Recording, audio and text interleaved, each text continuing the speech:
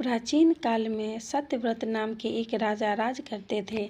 वह प्रतिदिन पूजा पाठ किया करते थे। उनके पास किसी भी चीज़ की कोई कमी नहीं थी।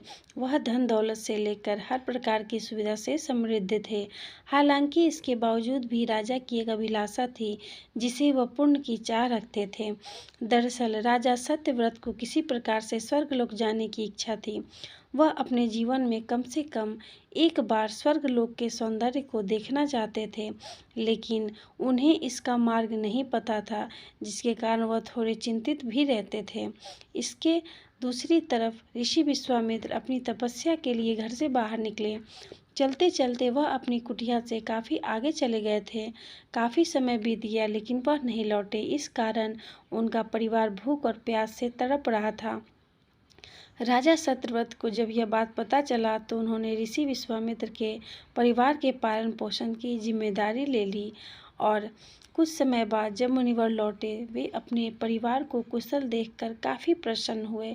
उन्होंने पूछा कि उनकी अनुपस्थिति में किसने उनकी देखभाल की। इस पर ऋषि के परिवार वालों ने बताया कि राजा ने उनके पालन पोषण की जिम्मेदारी उठाई थी।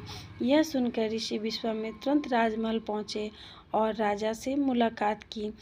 ऋषि ने राजा से मिलकर उन्हें धन्यवाद कहा। इस पर राजा ने ऋषि अपनी इच्छा पूर्ण होने का आशीर्वाद मांगा।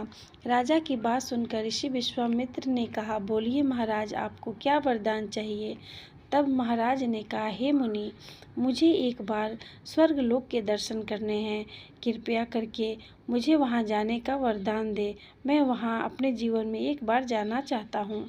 राजा की प्रार्थना सुनकर ऋषि विश्वामित्र ने एक ऐसा रास्ता बनाया जो स्वर्गलोक की ओर जाता था। यह देख राजा सत्यव्रत बहुत खुश हुए। वह तुरंत उस रास्ते पर चल पड़े और स्वर्गलोक पहुंच गए। यहाँ पहुँचते ही इंद्रदेव ने उन्हें नीचे धक्का दे दिया, जिसके कारण वो सीधे धरती पर जा गिरे।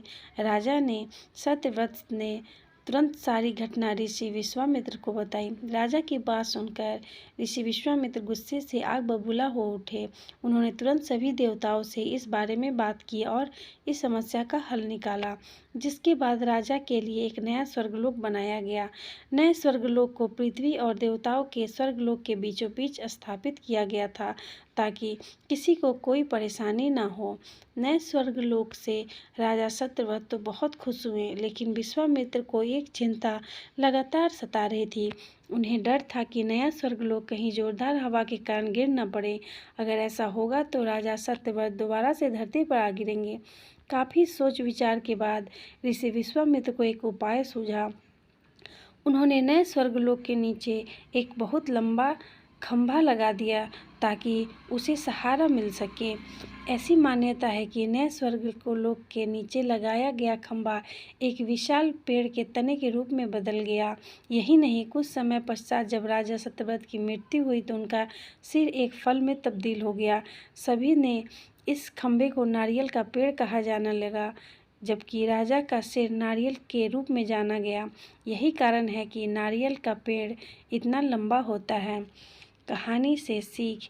इस कहानी से हमें यह सीख मिलती है कि अगर सच्चे मन से हम किसी की मदद करें तो भगवान हमारी मनोकामना ज़रूर पूरी करती है और हमारी ख्वाहिश भी पूरी होती है। दोस्तों, ये कहानी आपको कैसी लगी? अच्छी लगी हो तो मेरे चैनल को एक लाइक और सब्सक्राइब कर दें।